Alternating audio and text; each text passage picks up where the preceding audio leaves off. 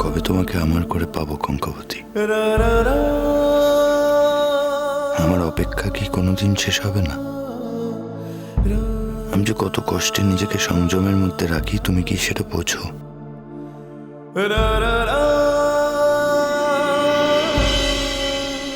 এই মানুষটার উপরে রাগ করি কি করে? এর সঙ্গে তো 2 বছরের বাচ্চার কোনো পার্থক্য নেই।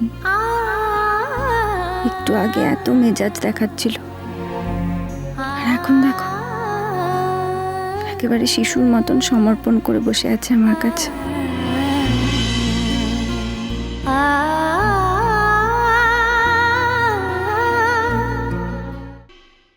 কি গো বলো, কেমন লাগলো কাটলেটটা? এটা আমাদের কলেজ ক্যান্টিনের বিখ্যাত কাটলেট। প্রত্যেক দিনই ভাবি তোমার জন্য নিয়ে আসবো, কিন্তু এত রাত হয়ে যায় ওখান থেকে ফিরতে ফিরতে যে আর আনা হয় না, তখন পাওয়াও যায় না। আজ বিকেল বিকেল হলো তাই ভাবলাম তোমার জন্য নিয়ে আসি। তুমি তো খাচ্ছই না, একটু একটু খাচ্ছ। এটা গরম গরম খেতে হয়, খাও। খাচ্ছি তো, খুব ভালো খাচ্ছি। হচ্ছে জানো তো, তোমার এই কাটলেটটা খেয়ে আমার না মালদায় ভোজু কাকা বলে একদিন ছিল, ভোজু কাকার চপের দোকানের কথা মনে পড়ে গেল।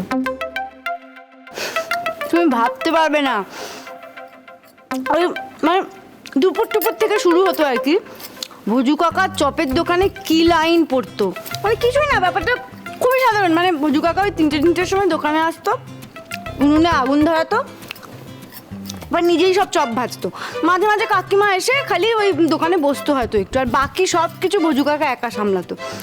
মানে কি যে ভিড় হতো মালদার লোকজনদের, মানে ভোজু কাকার চপ আর কি নেশার মতো ছিল।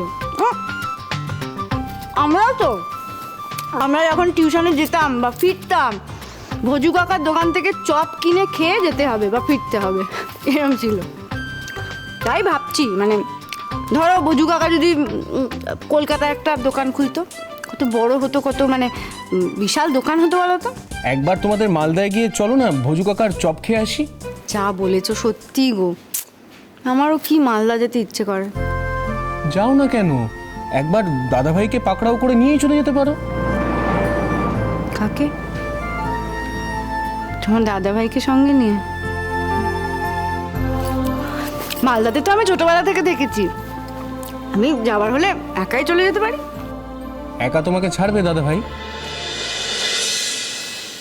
তোমাকে কে বললো তোমার দাদাভাই আমাকে জোর করে ধরে রেখেছে? তুমি না বললে কি হবে, আমাদেরও তো চোখ আছে বৌদি ভাই, কিছু কিছু জিনিস আমরাও বুঝতে পারি। তা কি বুঝতে পেরেছো শুনি? আমার দাদাভাইয়ের মন না ক্রমশ তোমার উপর পড়ছে, সেটা বুঝতে সময় লাগে না। তোমার দাদা ভাইয়ের মন আমার দিকে পড়ার কোনো উপায় নেই অত্রি,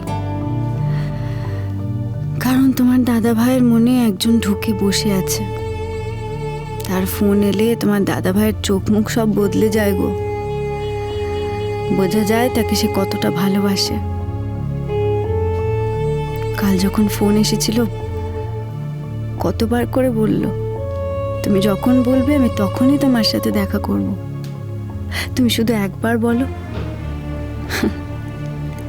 আর এই সব কথা তো আমার সামনেই হলো।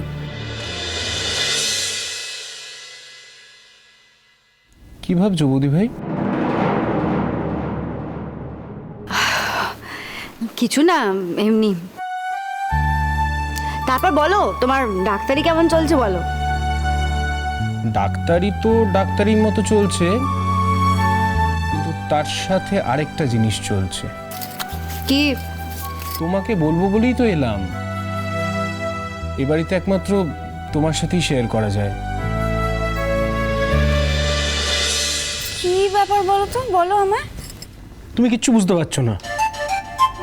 না। তুমি না সত্যি খুব সিম্পল, খুব সাদাসিধা। আচ্ছা, এখন তোমাকে আমি হিন্ট দিলাম, তুমি একটু ভাবো, কাল আমি তোমায় জিজ্ঞেস করবো, তখন তুমি বলো, ঠিক আছে?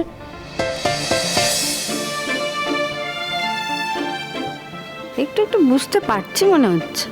কি বুঝতে পেরেছো বলো? কাউকে মনে টনে ধরেছে নাকি? আরে তার সাথে তো আমার প্রথম দিন থেকে ঝগড়া ছিল, মানে যবে থেকে আমি মেডিকেল কলেজে অ্যাডমিশন নিয়েছি লাস্ট 5 বছর ধরে ঝগড়া চলছে। তারপর? হাউস স্টাফশিপে ঢোকার পর একদিন সেই ঝগড়া এত বছরের ঝগড়াকে ছাপিয়ে গেল। কি কি তার মানে? তার মানে আর কি, আমাদের কলেজ থেকে একটা পিকনিক অর্গানাইজ করা হয়েছিল। সেই পিকনিকে আমার দায়িত্ব ছিল স্ন্যাক্স সার্ভ করা। সবাইকে দিচ্ছি, ওকে কেন দেবো না? তাই ওর কাছেও স্ন্যাক্সের ট্রে নিয়ে যাওয়াতে ও এক ধাক্কা মেরে স্ন্যাক্সের ট্রেটা পুরো ফেলে দিল। সে কি? কেন? সেটাই তো, সেটা নিয়ে সেদিন যে ঝামেলা হলো, আমিও কিন্তু কম কথা শোনাইনি ওকে। তারপর তো আমার কলার ধরে ঝামেলা করে জামা ফামা ছিঁড়ে দিয়ে কি আর। আপনি একটা রাস্তার মেয়ে থেকেও তো তার মানে আমাকে খারাপ ভাবেন। একটা মানুষকে কতটা ঘৃণা করলে এইরকম একটা কথা বলতে পারে? যা বলেছি একদম ঠিক বলেছি। ঠিক বলেননি আপনি। আপনি কিচ্ছু ঠিক বলেননি, ভুল বলেছেন আপনি। পেটে বিদ্যে থাকলে আর কয়েকটা ডিগ্রি থাকলে একটা ভালো চাকরি পাওয়া যায়, কিন্তু ভালো মানুষ হওয়া যায় না। মানুষের বিচারে না আমি আপনার থেকে অনেক এগিয়ে।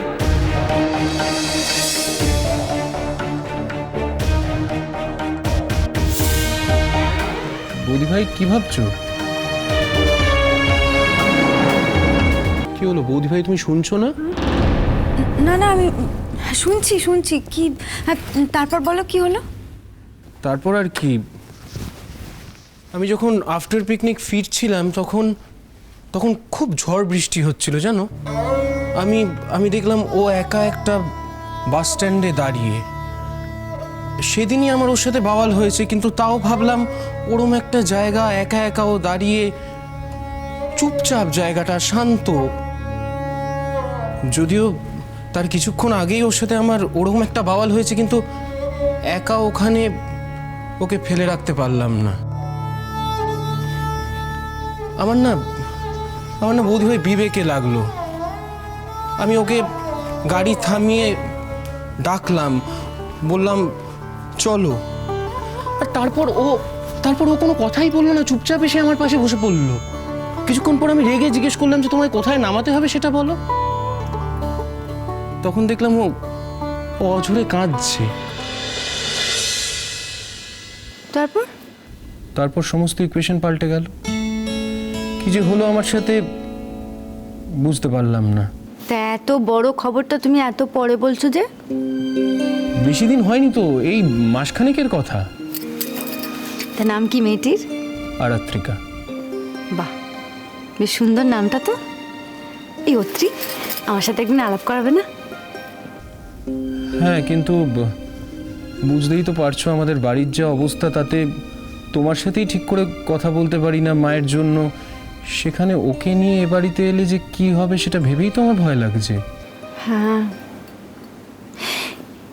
বেশ, তো একদিন চলো না, একদিন বাইরে গিয়ে ওর সাথে দেখা করি। সেটা ঠিক বলেছো তুমি, কিন্তু তুমি সংসার নিয়ে যা ব্যস্ত থাকো। সে না হয় আমি একটা সময় বার করে নেব। তাহলে এক কাজ করি, আমি মুভির টিকিট কেটে রাখবো, আমরা সবাই মিলে সিনেমা দেখতে যাব। কি লাস্ট মোমেন্টে আবার ঝোলাবে না তো? যাবে তো? তুমি সিনেমা দেখাতে নিয়ে যাবে? তাহলে তো আমি যাবই যাব। কথা দিলে?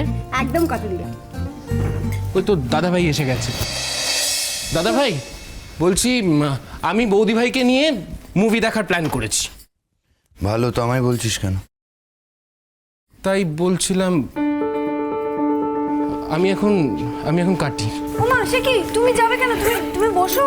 তুমি বলছিলে না মালদার গল্প শুনবে?